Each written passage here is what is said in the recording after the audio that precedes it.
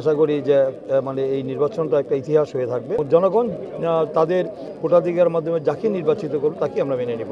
17 বছর পর এই দেশের মানুষ তাদের ভোটাধিকার ফিরে পেয়েছে। আজকে তারা ত্রয়োদশ জাতীয় সংসদ নির্বাচন অনুষ্ঠিত হচ্ছে।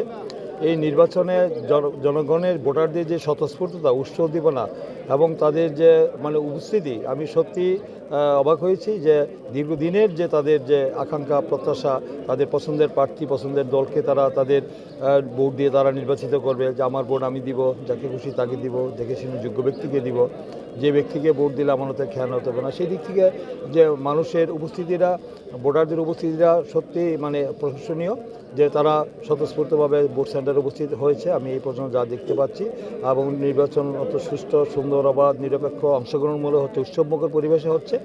আমি আশাবাদী যে বাকি সময় আমাদের শেষ পর্যন্ত নির্বাচনের পরিবেশ পরিস্থিতি শান্ত থাকবে, স্বাভাবিক থাকবে এবং নির্বাচনের সাথে যারা সম্পৃক্ত আইন শৃঙ্খলা রক্ষাকারী বাহিনী এবং যারা রাজনৈতিক দল এবং যারা এটার সাথে সম্পৃক্ত রয়েছেন সবাই একটি মানে শান্তিপূর্ণ পরিবেশ বজায় রাখার জন্য সবার আন্তরিক সহযোগিতা আমি আশা করি, প্রত্যাশা করছি।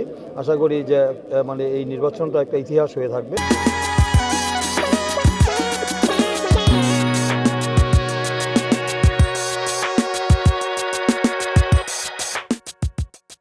যে মানুষের যে অধিকারটা, সেই অধিকারটা ফিরে পাবে। একটি জনগণের, সত্যিকার অর্থে জনগণের একটি সরকার প্রতিষ্ঠা হবে। গণতন্ত্র আমাদেরকে, জনগণতন্ত্রের বিজয় হওয়া মানে জনগণের বিজয় হওয়া। তাই মনে করি যে আমাদের এই নির্বাচনটা অত্যন্ত গুরুত্বপূর্ণ, তাৎপর্যপূর্ণ।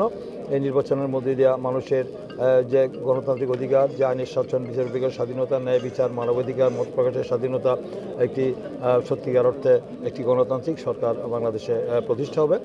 জনগণ তাদের প্রতিনিধিরা দ্বারাই এই সুন্দর সরকার প্রতিষ্ঠা হবে বলে আমি আশাবাদী।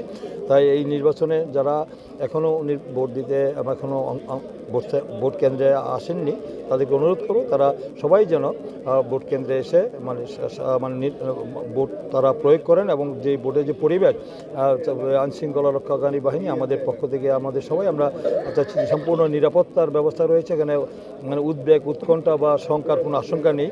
আমি আশা করছি যে সব পরিস্থিতি স্বাভাবিক থাকবে, সবাই ধৈর্য, সংযম, সহনশীলতার পরিচয় দিবে এবং জনগণ তাদের ভোটাধিকারের মাধ্যমে যাকে নির্বাচিত করুক তাকে আমরা মেনে নিব।